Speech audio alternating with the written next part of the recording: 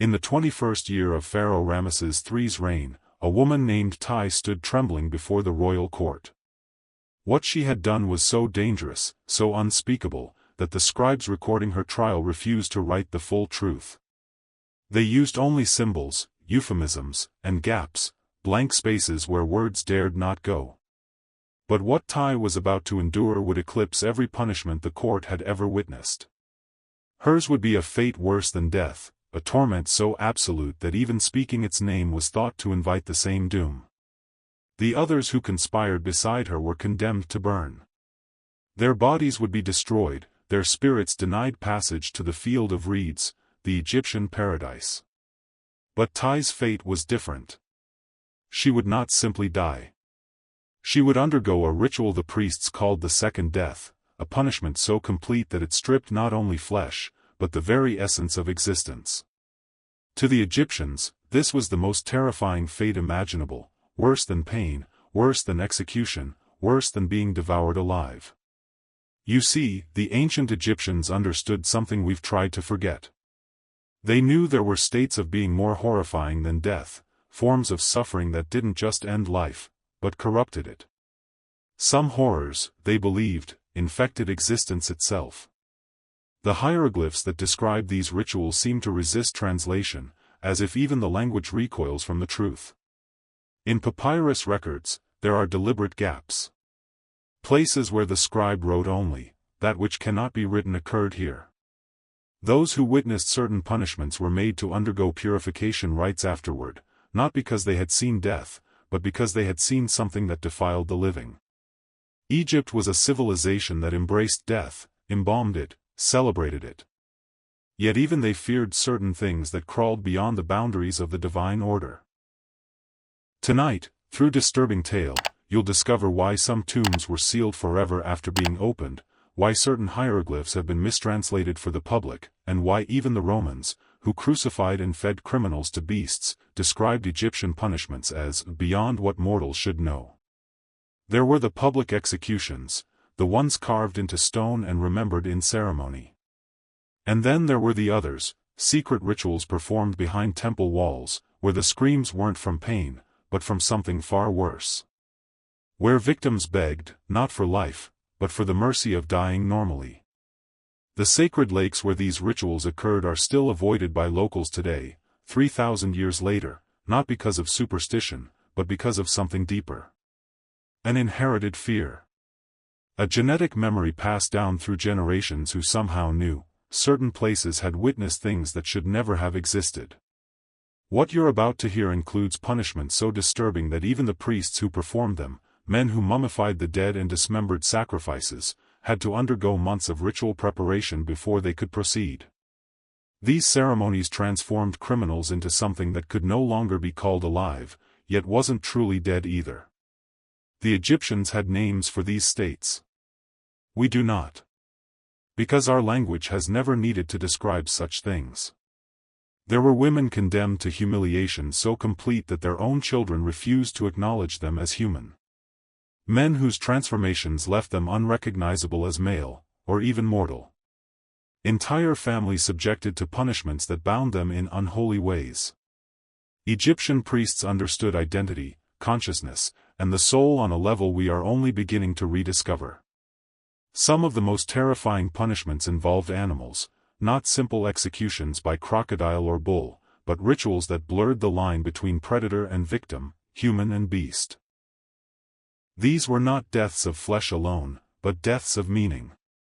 And then, there were the children, the ones born into punishment, existing in limbo between life and death, raised in temple basements for rituals that could take years to complete.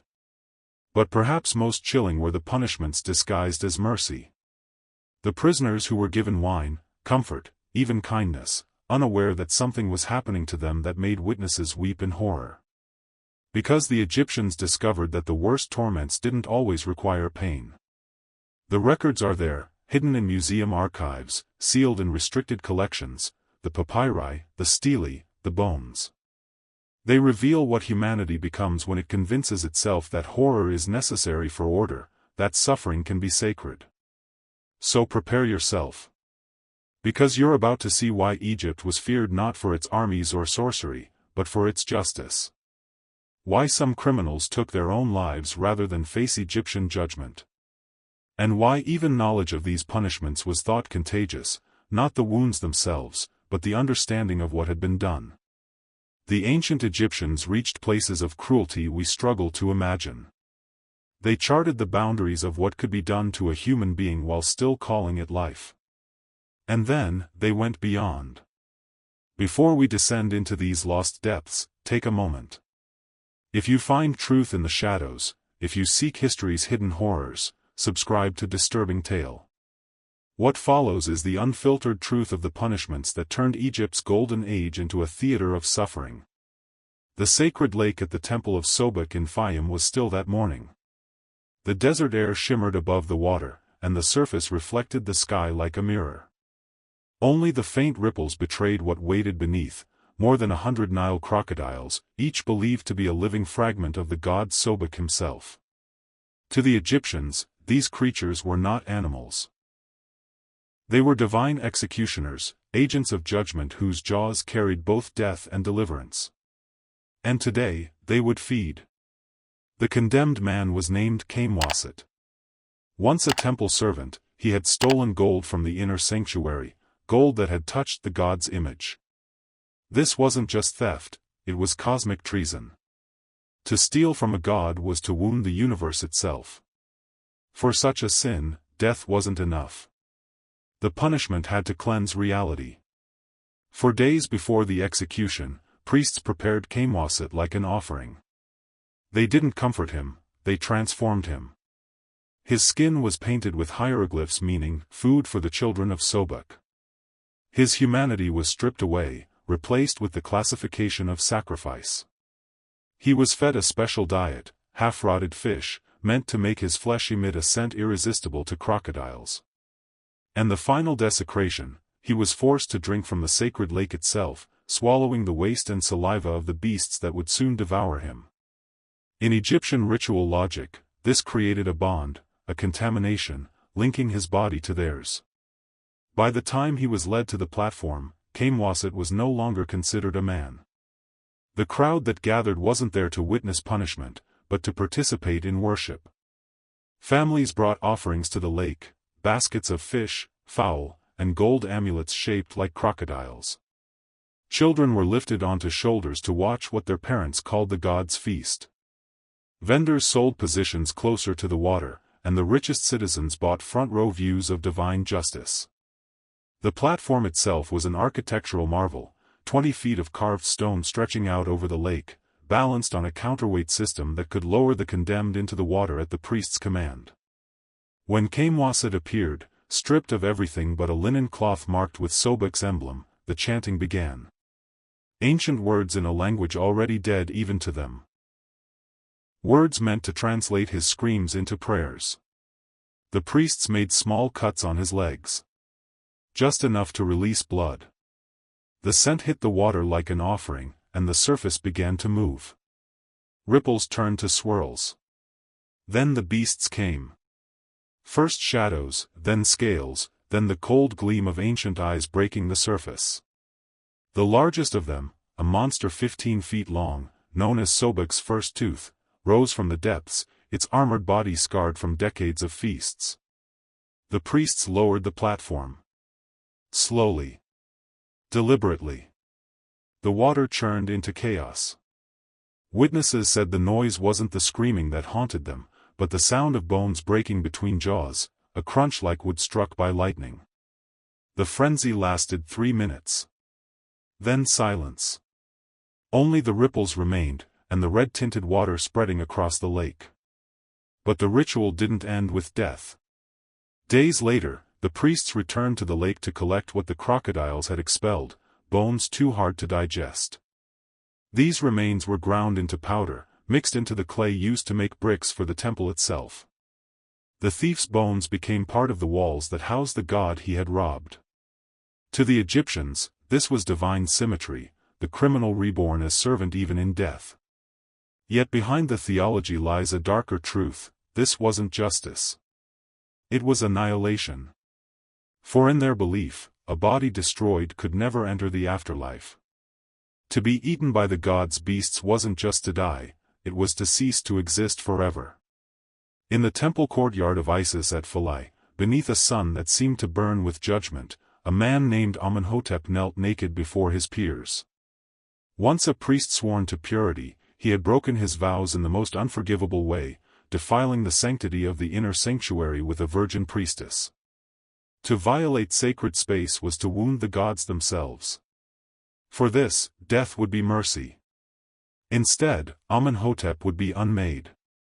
The knife that awaited him wasn't ordinary bronze. It had been heating for hours in sacred fire, engraved with spells of annihilation.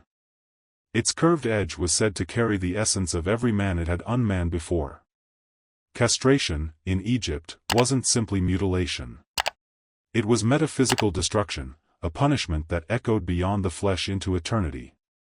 Egyptian belief held that to enter the afterlife, the body had to be whole.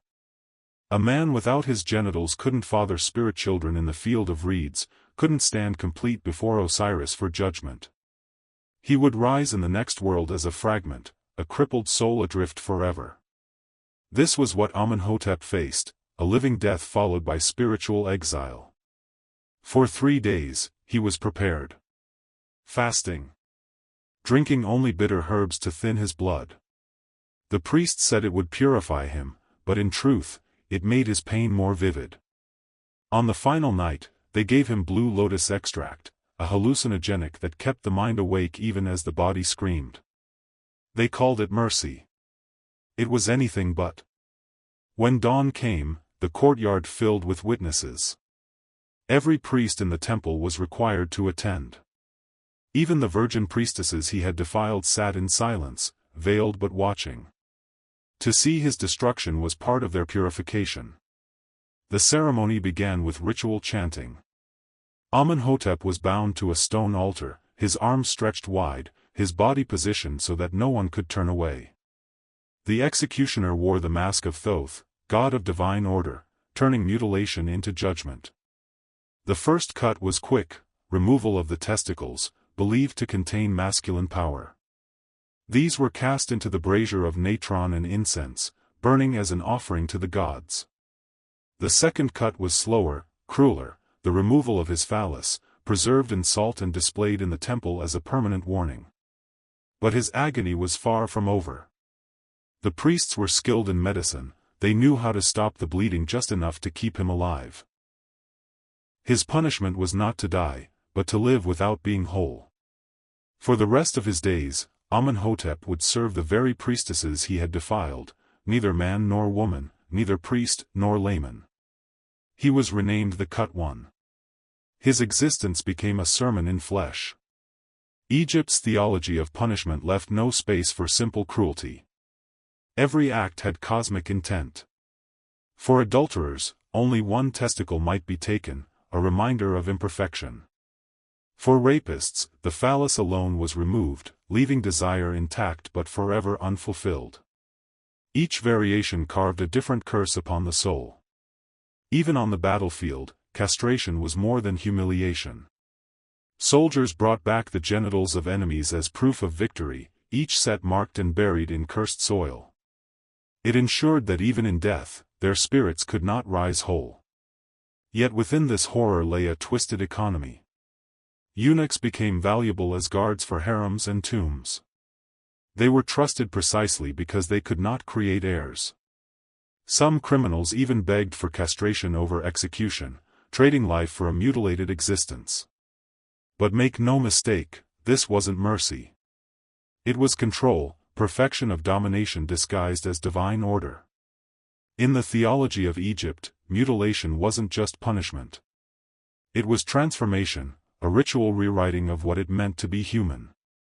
And as the crowd dispersed that day, Amenhotep's scream still hung in the air, rising between the columns like a hymn to gods who demanded not death, but erasure. In a barren stretch of desert far from the Nile's life-giving waters, a platform of blackened stone stood beneath the open sky. The air shimmered with heat. The smell of old ash clung to the ground like memory.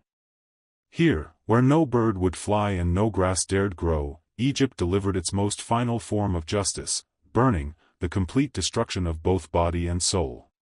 Fire was not merely a tool of execution. It was obliteration itself. To an Egyptian, whose every belief rested on preserving the body for resurrection, burning meant more than death, it meant eternal extinction. The condemned would not rise again in the field of reeds. They would never see Osiris. Their soul would vanish into smoke, erased from both worlds. The most infamous use of this punishment came during the harem conspiracy, when Queen Tai, one of Ramesses III's wives, plotted to assassinate the pharaoh and place her son on the throne. When her treachery was uncovered, the court decreed that her co-conspirators would face the fire. But this wasn't simple immolation. It was a ritual execution engineered to destroy every fragment of their spiritual existence. For days, the condemned were prepared. They were force-fed cursed oils that made their bodies burn hotter and more completely. Resins and powders were rubbed into their skin, alchemical mixtures that ensured even their bones would turn to dust. When the day came, they were led in a grim procession, stripped of all titles and names, bound in rags soaked with their own tears. The burning grounds were sacred in their own twisted way, chosen specifically because they were cursed. They could not be near temples or rivers. The priests feared that even the ashes of the annihilated might contaminate holy places. The ground itself was salted and washed with natron before every execution, sealing the soil against the restless remnants of destroyed souls. The platform where they would burn was built from the ruins of failed temples, stones that had once held the names of forgotten gods. It was a structure of defeat, meant to echo the spiritual failure of those who mounted it. Beneath the platform ran grooves to catch the melting fat and blood of the condemned. These fluids, once cooled, were mixed with sand and used to seal tombs, transforming their destruction into barriers against the dead. As the sun reached its highest point, the condemned were positioned according to the nature of their crimes. Sorcerers faced east, where Ra would watch their obliteration at dawn. Poisoners faced west, to vanish with the dying sun. Their bodies formed a human sundial, their shadows marking the slow passage of their undoing. The fire itself was not lit by hand. It was summoned. Using crystal lenses, the priests focused the desert sun into a single, searing point until the dry wood caught flame. It was divine fire, born from Ra's own light. The condemned stood there, coated in oils, waiting as the sun climbed higher, knowing that its rays, the same source of all life, would soon erase them.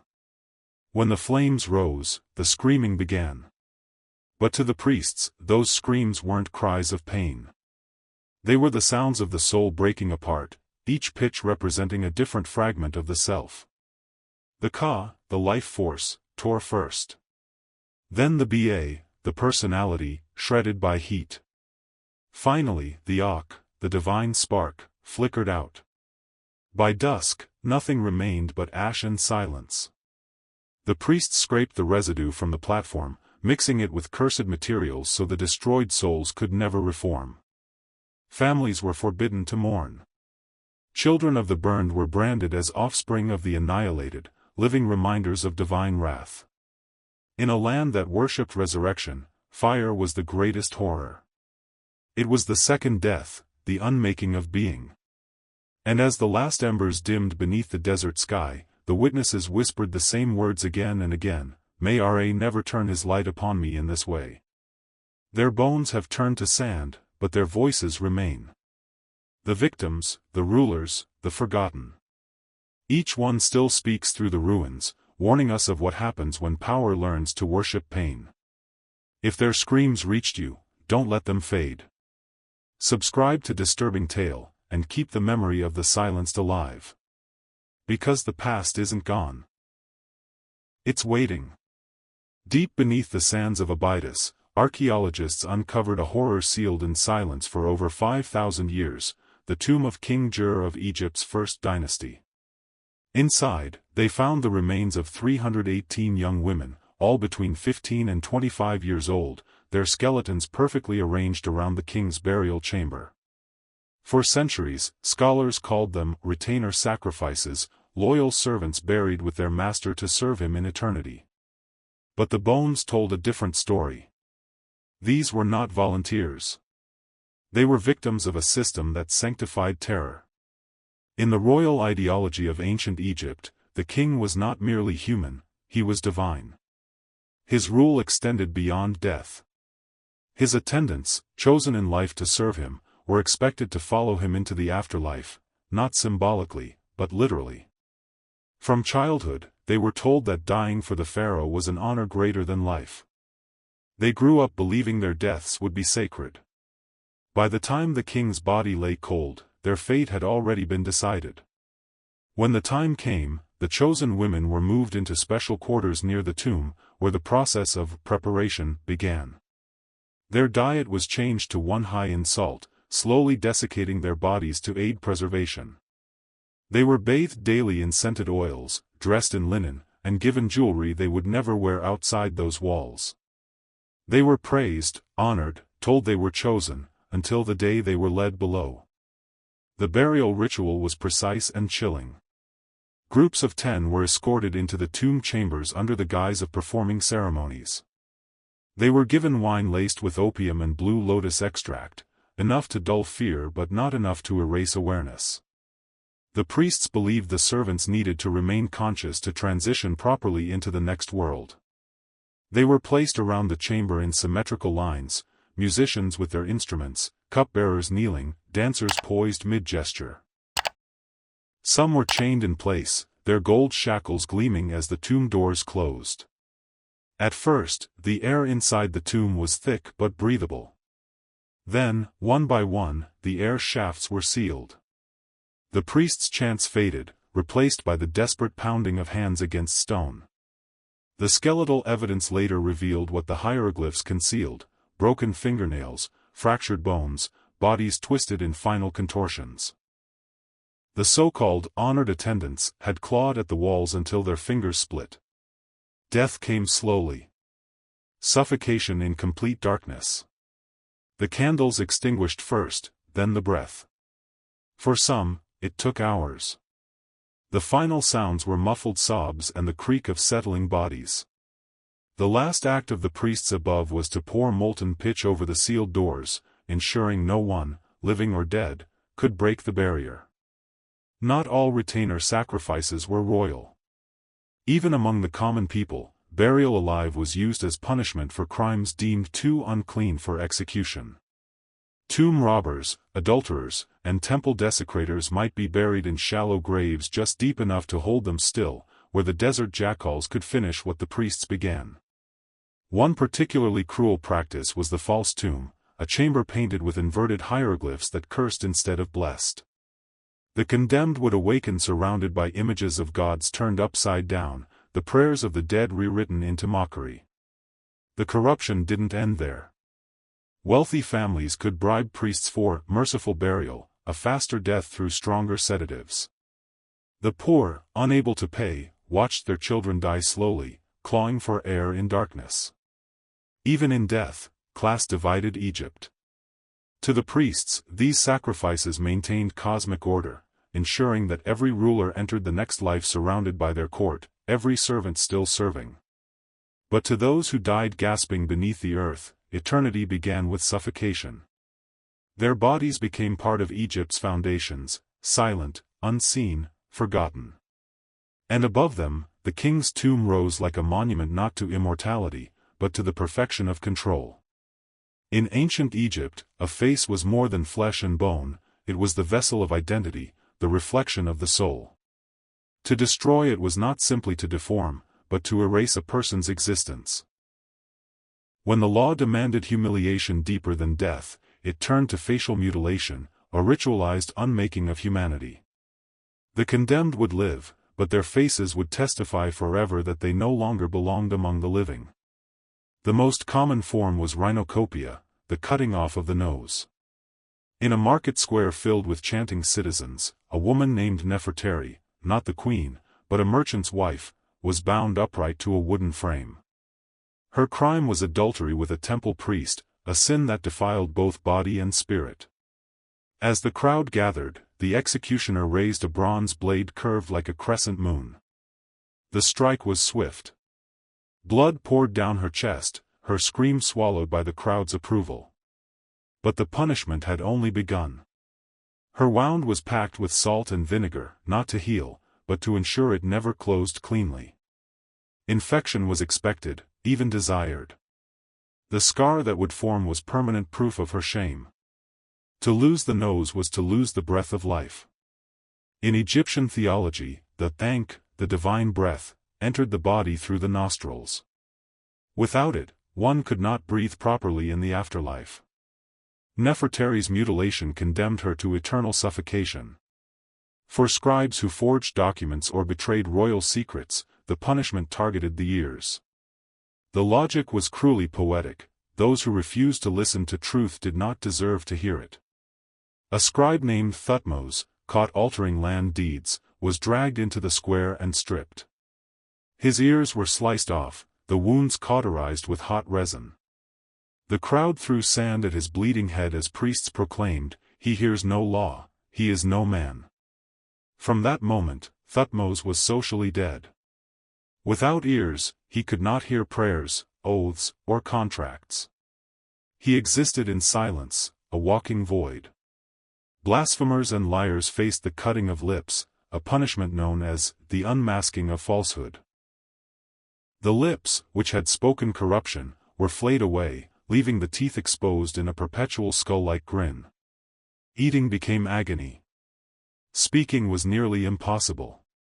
And in the afterlife, without lips, the soul could not recite the negative confession, the list of 42 declarations proving one's purity before Osiris. To be lipless was to be defenseless in eternity. The most feared of all, however, was blinding. Eyes were the gateway to the soul, the means by which the dead navigated the underworld. To destroy them was to plunge the spirit into eternal darkness. A tomb robber named Panab suffered this fate. His eyes were burned with bronze rods until the sockets smoked. His screams were recorded in hieroglyphic shorthand, the light was taken from him, and he saw no more. Priests believed that when his body died, his spirit would wander lost forever, unable to find its way to the afterlife. Sometimes the punishments were combined, creating a hierarchy of horror. A thief might lose his nose for the first offense, his ears for the second, his lips for lying under oath. By the third, he was unrecognizable, a faceless creature stripped of humanity, neither dead nor truly alive. The mutilation tools themselves were sacred. They were polished, inscribed, purified in natron, and stored in temple vaults. Each blade carried prayers of destruction. Each cut, they said, was guided by divine will. Children of the disfigured bore invisible scars of their own. Society branded them as cursed, offspring of the marked. They were forbidden from temple service, denied marriage into noble families, and forced to live at the edge of towns. The sins of their parents became their inheritance. In a culture obsessed with eternal beauty and preservation, the loss of a face was the ultimate punishment. The body could live, but the person was gone. What remained was a lesson carved in flesh, a reminder to every onlooker that identity itself could be taken, one cut at a time. Far to the east, beyond the fertile banks of the Nile, the land changed, green faded to gold, and gold to stone. Here, among the blistering cliffs of Sinai and the Red Sea hills, Egypt hid its most secret prison, the minds of the damned. There were no bars, no walls, no guards with spears. Only the desert itself, vast, merciless, eternal. To be sent here was not simply to labor, it was to vanish. These mines were the punishment for crimes the crown wanted to erase, not remember. Thieves, debtors, political rebels, even priests who spoke against the temples found themselves dragged in chains across the sand. For every one sentenced to the mines, it was understood, this was a death in slow motion. No one ever returned whole, and most never returned at all. The journey alone was a torment. Prisoners marched barefoot for days under the sun, the sand burning like fire beneath them. Their tongues swelled from thirst. Guards carried water, but it was measured out drop by drop, not as mercy, but as control. The weak were left behind, their bodies consumed by jackals before nightfall. Those who survived the march arrived already half dead. The mines themselves were pits of perpetual dusk. The air was thick with dust that clung to the lungs and turned breath into agony.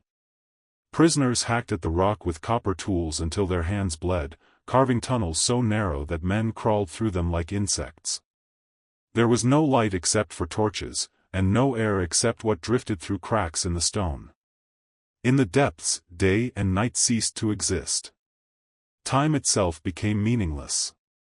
Ancient records describe it plainly: they work until their skin peels. They eat dust. They drink their sweat. The dead are not removed, they are walls.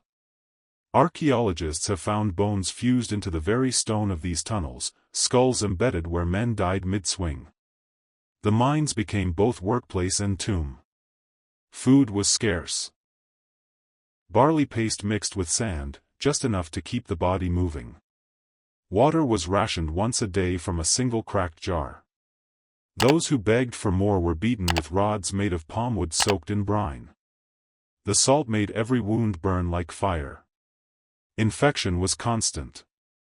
The sick were not tended, they were walled off inside tunnels and left to die in the dark, their moans fading until silence returned. Escape was impossible. The desert beyond offered no refuge. The heat killed faster than any guard's blade. Even if a man reached the horizon, his footprints in the sand betrayed him. The vultures that circled above marked the path of every runaway. The most feared mines were those of Serabit el-Khatham, dedicated to the goddess Hathor. Here, punishment took on a ritual dimension. Each day began with a forced prayer to the goddess of turquoise and beauty, a cruel irony in a place of dust and despair. Prisoners were ordered to chant praises to her radiance before being driven into darkness. Those who refused had their tongues cut out, a sacrifice to silence. Women, too, were condemned here. Wives of traitors, daughters of debtors, accused witches, all forced to carry baskets of stone heavier than their bodies. Their hair was shaved, their names replaced with numbers painted in ochre. When they collapsed, guards threw them into ventilation shafts where the heat rose like the breath of the underworld. Their screams echoed for minutes before fading into the endless hum of the earth. The Egyptians called these places the mouths of the West, entrances to the land of the dead. And truly, that's what they were. Those who entered became ghosts before dying. Their labor fed Egypt's wealth, the copper that made its weapons, the turquoise that adorned its queens. But their bones, left unburied beneath the sand, told another story, one of empire built not just on stone and faith, but on suffering too vast for the world above to remember. In the quiet halls of the afterlife, the Egyptians believed, every heart would one day be judged. Before the throne of Osiris, god of the dead, the soul would stand naked, and its heart, the true record of every thought and deed, would be placed upon the scales. On the opposite side lay a single feather, the feather of Ma'at, the goddess of truth and balance. If the heart was lighter than the feather, the soul was granted eternal life. If heavier, it was devoured by the monster Ammit, the eater of the dead. But long before this divine judgment, the living Egyptians imitated it in flesh and blood. When crimes were too vile for mortal courts, priests invoked the curse of the heart, a punishment designed to condemn a person's soul before death. It was both execution and excommunication, a ritual that erased divine favor and stripped away every trace of spiritual identity. The condemned were paraded through the streets barefoot, wearing a necklace of blackened reeds, a symbol that their hearts were already heavy. They were led to a temple courtyard, where a massive stone scale stood waiting. The priests of Ma'at recited hymns of truth while scribes recorded every confession. The accused were forced to admit each sin aloud, for silence itself was considered deceit. Every denial added spiritual weight to their heart. When the ritual began, a small effigy of the condemned's heart, sculpted from wax and dyed crimson, was placed on one side of the scale. On the other rested a feather plucked from a sacred ibis. The balance never favored the accused. The priests ensured it didn't. The false weight was the proof of guilt, the divine sign that their soul had already failed the test of Ma'at. The punishment that followed was tailored to the heart itself. For liars, the chest was cut open and filled with sand to weigh them down. For betrayers, the heart was burned while they still lived, using heated bronze bowls pressed against the ribcage. In some cases, the priests would perform a grotesque imitation of the afterlife ritual, slicing open the chest, removing the actual heart, and placing it on a scale before the watching crowd. If it failed to balance, it was thrown to the dogs, symbolizing Amit's eternal meal. One chilling record from the reign of Seti I describes a man named Naktep, accused of betraying the secrets of the royal tombs. When caught, he swore innocence before Ma'at herself. But the priests declared his heart untrue. They cut it from his chest, weighed it, and found it wanting. As his blood spilled on the temple floor, the chief priest raised the organ high and shouted, "May your heart never rise again." The body was buried without mummification, heartless, ensuring that in the afterlife, Naktep could never speak before Osiris. For lesser offenders, the ritual was psychological. They were made to carry stones on their backs, each carved with a confession. The weight was meant to mimic the heaviness of a sinful heart. The condemned walked through the city under the burning sun until they collapsed. The stones were then buried with them, their guilt made eternal. To be cursed in this way meant more than death, it meant spiritual deletion. Even the dead man's name was erased from monuments and scrolls, the ultimate Egyptian punishment, for without a name, the soul could not be remembered, and without remembrance, it ceased to exist. Families of the condemned were forbidden to mourn. Their children could not speak their names or tend their tombs. In time, these erased souls became known as the heavy ones, the forgotten, whose hearts dragged them down into oblivion. And so the curse of the heart became the perfect crime of theology, a punishment that killed twice, once in the body, and once in eternity. To live with the curse was to walk already condemned, to die under it was to vanish forever, your name devoured by silence and sand. At sunset, the Nile turned red. Not from the reflection of the sky, but from what drifted upon its surface. In the days of Pharaoh Amenemhat III, when Egypt's order trembled under rebellion, the Nile became more than a river, it became a weapon. Those who defied the state, who questioned divine authority, were not simply killed, they were given to the current. To the Egyptians, this was the ultimate exile. The Nile was life itself, the artery of creation. To be cast into it was to be erased by the same waters that sustained the world. Unlike the ritualized punishments of the temples, this was raw and public. Condemned prisoners, thieves, traitors, conspirators, were marched through the city streets in long lines, wrists bound with papyrus ropes that cut into the skin. Each man carried a reed staff across his shoulders, a symbol of judgment. At the riverbank, they were made to kneel, facing east toward the rising sun. The priests intoned the words, "As Ra rises, so shall he see your shame." Then, one by one, the prisoners were pushed into the water. Some had stones tied to their feet, ensuring they sank quickly. Others were left to float, their bodies carried downstream toward the delta, where fishermen would later find them swollen and pale beneath the reeds. To the crowd watching from the shore, it was both terror and spectacle. Children perched on their fathers' shoulders, women whispered prayers to Sobek, the crocodile god, whose followers believed he devoured the wicked. Crocodiles often gathered in the shallows, drawn by the commotion. The condemned rarely drowned peacefully. The Nile was alive, and it punished as eagerly as it nourished. The ritual had theological precision. To Egyptians, water symbolized rebirth. Every burial included purification with water, every temple was built beside a sacred pool. But when a criminal was drowned, that purity became reversed, it turned into defilement. The priests called it the inverted cleansing. Instead of washing away sin, the Nile absorbed it. That's why, in some years, when floods came black and thick with silt, the people whispered that the river was heavy with souls, the punishment of the wicked staining the very current. Execution by drowning was not always swift. High offenders, courtiers, generals, priests, were subjected to what was called the long drift. Their bodies were bound inside hollow wooden coffers, sealed with tar but with a single slit left open near the head. The box floated, keeping them alive just long enough for the sun to sear their skin. Some drifted for miles before the water filled their coffin and pulled them under. Fishermen avoided such coffins; they were considered cursed, carrying the cries of the condemned beneath the waves. Sometimes, even in death, the river refused them.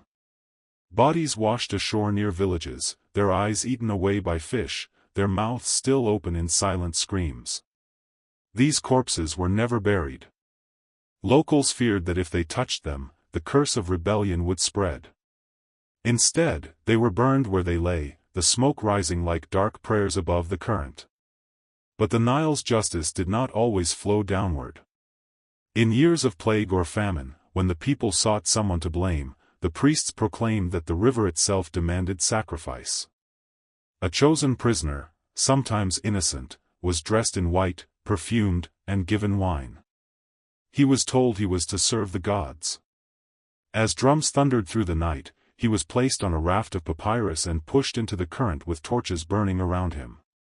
The raft slowly drifted away, flames catching, smoke twisting upward until it disappeared into darkness. The priests called this the gift to happy. To the people, it was simply terror disguised as ritual.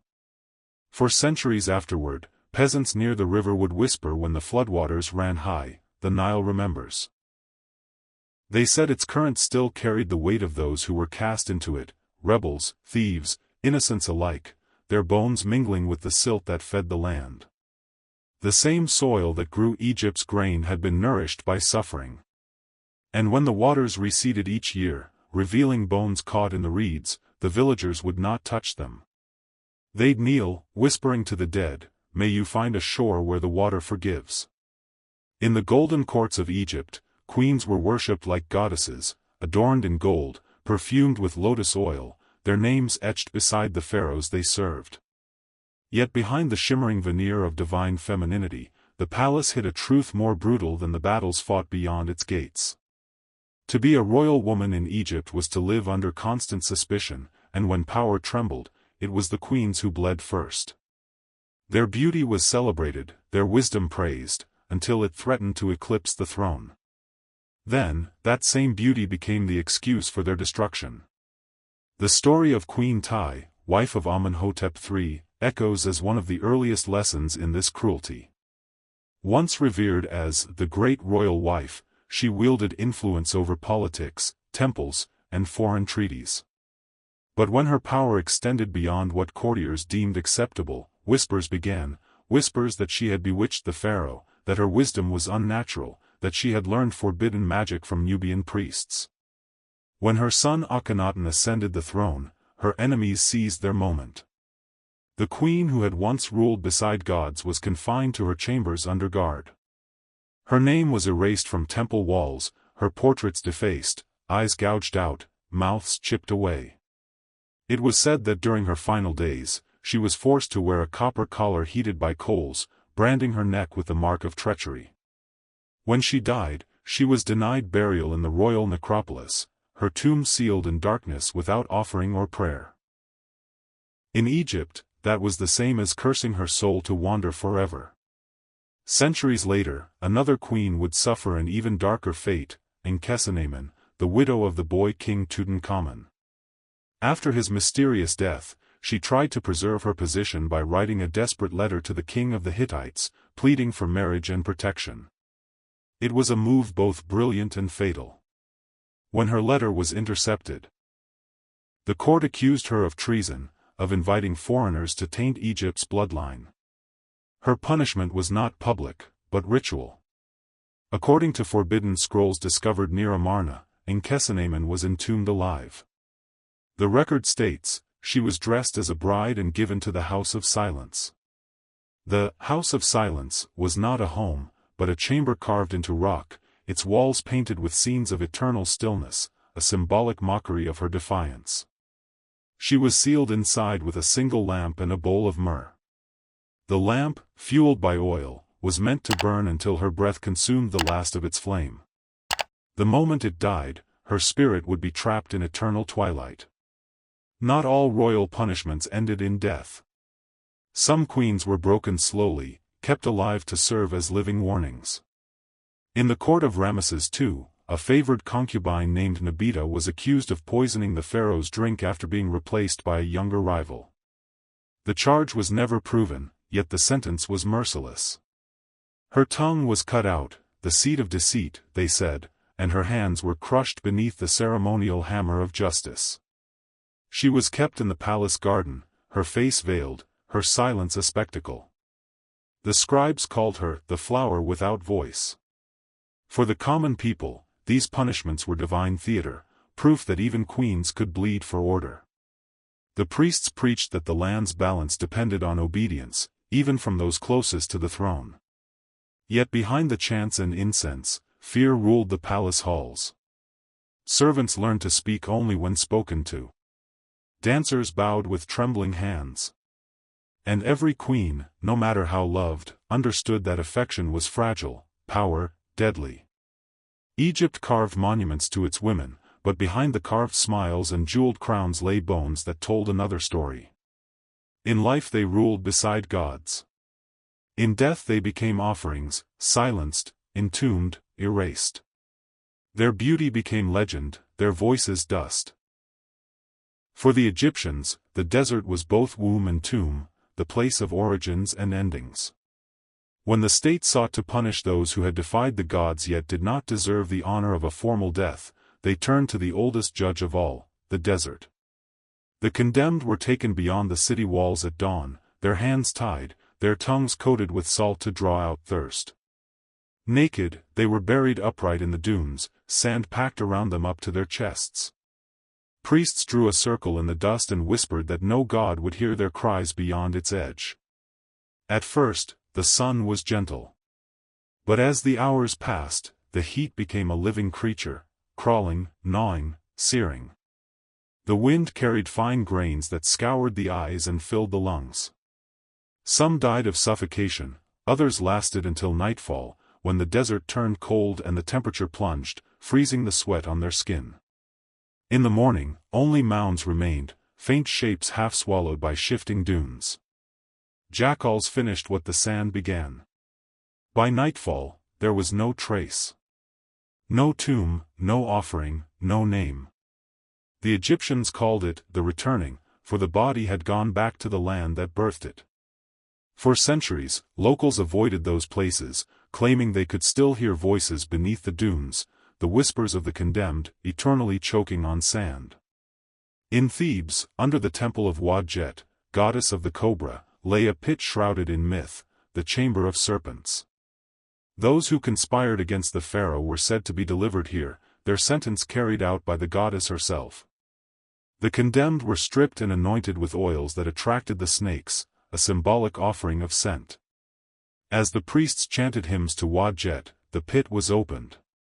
Dozens of cobras, sacred and lethal, coiled around the trembling figure. The first bites came quickly. But the venom, designed by nature to kill slowly, ensured that death was not immediate. Victims convulsed for hours, their limbs stiffening, their lungs tightening with every ragged breath. The priests did not watch in cruelty, they watched in awe, believing each strike purified the air, balancing chaos with order. When silence came, the body was left untouched. The snakes, guardians of divine wrath, devoured what they wished and slithered back into the shadows. The priests closed the pit and marked the floor with the sign of Wadjet, a warning that her justice was eternal and unseen. Some crimes demanded that a soul's balance be reversed. In such cases, executioners used the inversion ritual, a punishment meant to humiliate in both body and spirit. The condemned were suspended upside down from a wooden pole, legs bound, arms stretched toward the ground. Their blood, symbol of life, was left to drain slowly into the sand. Priests said this reversed the divine order, turning man into an offering for the earth instead of the heavens. The process was slow. The heart, struggling against gravity, burst within hours. But the ritual was never rushed. As the blood dripped into the soil, priests collected it with linen and buried it beneath cursed stele. The idea was simple and chilling, that the earth itself would reject their spirit, binding them forever below the surface. Those left hanging were said to twitch long after death, swaying gently as flies gathered.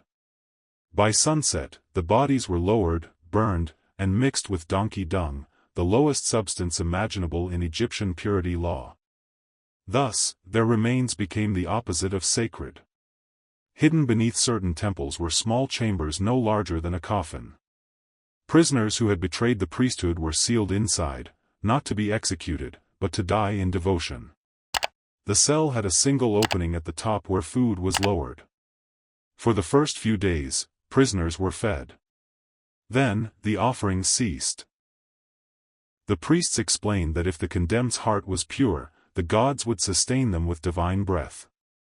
Of course, none ever survived. Those who starved were considered to have failed the gods' test. After death, the chamber was filled with plaster, sealing them in as part of the temple foundation. Their souls were trapped forever, sacrificed to silence. Archaeologists have found bones fused within temple walls, their skulls tilted upward, mouths open as if still pleading for the gods to answer. Among desert tribes under Egyptian rule, truth was tested through pain. The accused were placed before the court and made to insert a hand into a sealed jar containing live scorpions.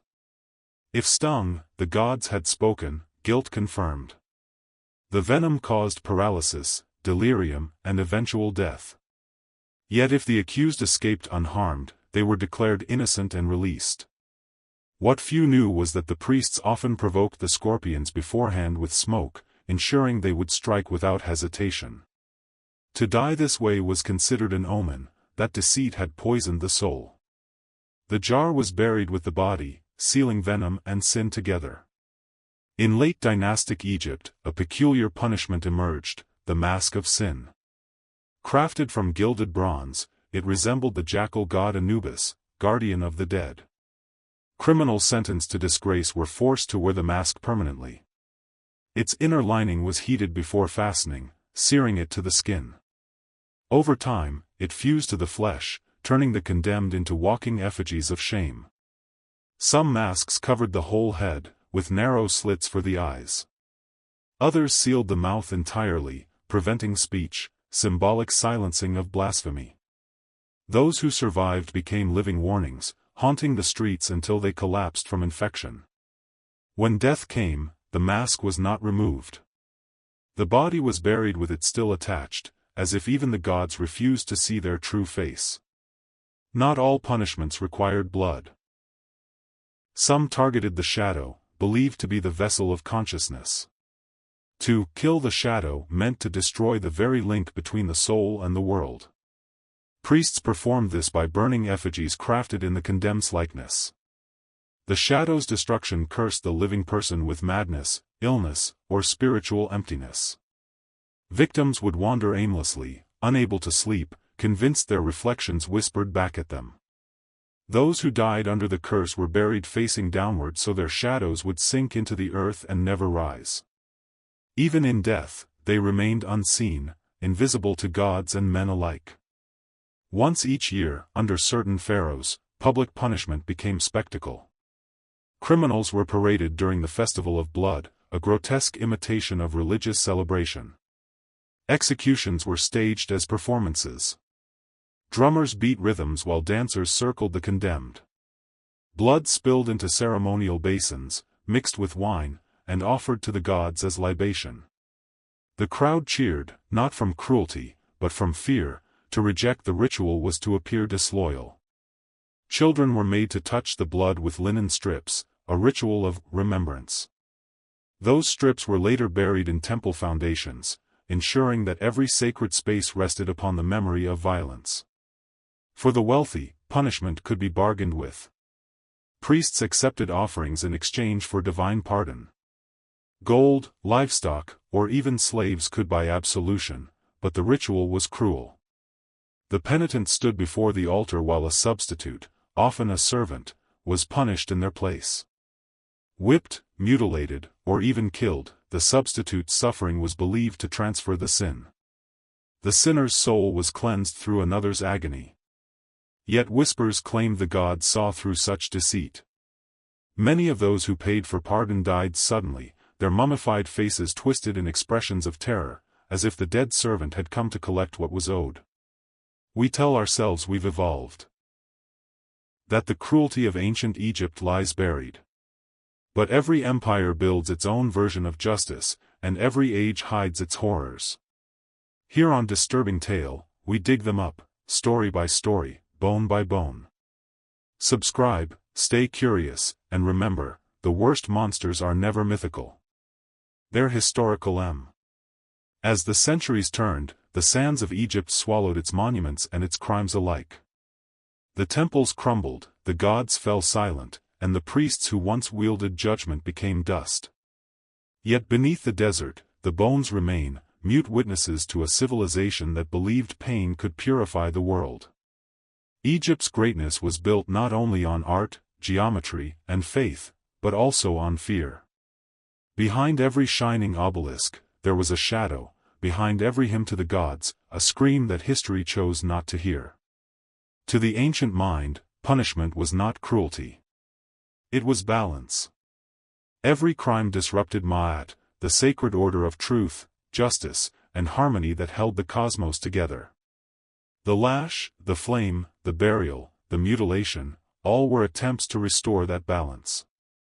In their eyes, suffering was sacred, because it re-established divine equilibrium. But what they created instead was a world where fear replaced faith, and obedience masqueraded as devotion. Over time, the rituals lost their meaning, but the logic survived, the belief that terror maintains order, that power demands blood to sustain itself. From the sand executioners of the Old Kingdom to the tribunals of later empires, Egypt's system of torment became a template for the centuries that followed. Even Rome, in its brutality, borrowed from these ancient scripts of control. Modern archaeologists, when they uncover the remains of the punished, often speak of the precision, the deliberate geometry of pain. Bodies arranged like offerings, wounds carved in ritual symmetry, death choreographed as theater. Each discovery raises the same question. Were these people victims of superstition, or of something older, a human hunger for control disguised as divine justice? In truth, Egypt's punishments were never only about crime. They were about power, the state's endless need to remind the living that life itself was a privilege granted by the gods, and easily revoked. Every disfigured face, every mutilated limb, every nameless grave was a message written to eternity: remember who decides your fate. Yet even in their cruelty, the Egyptians left a paradox. They believed death could be defeated through remembrance, that names carved in stone could outlive the flesh. But in erasing their criminals, they also erased a part of themselves. The silence of their victims became the silence of history. Today, we walk among their ruins, tourists beneath the gaze of statues that once watched executions. The desert wind still sighs through broken corridors where the condemned took their final breaths. The sand has covered their bones, but not their story. And as we study these remains, one truth emerges, clear as the Nile under moonlight: the line between justice and cruelty is older than civilization itself. Egypt did not invent punishment, it perfected it. It turned it into ritual, into law, into art. And in doing so, it left behind a warning that still speaks through time, that when humanity sanctifies suffering, it risks becoming the very thing it fears. For in the land of gods and golden kings, the greatest horror was never death. It was how easily people learned to call it divine. History is not dead. It watches us, from the bones, from the dust, from every silence we inherit. What you've seen tonight isn't just Egypt's story. It's ours, the proof that when we call cruelty divine, we lose a piece of our humanity. If you dare to walk further into the past's darkest corridors, subscribe to Disturbing Tale, where every story whispers the truth history tried to bury. The gods may have fallen silent. But their punishments still echo.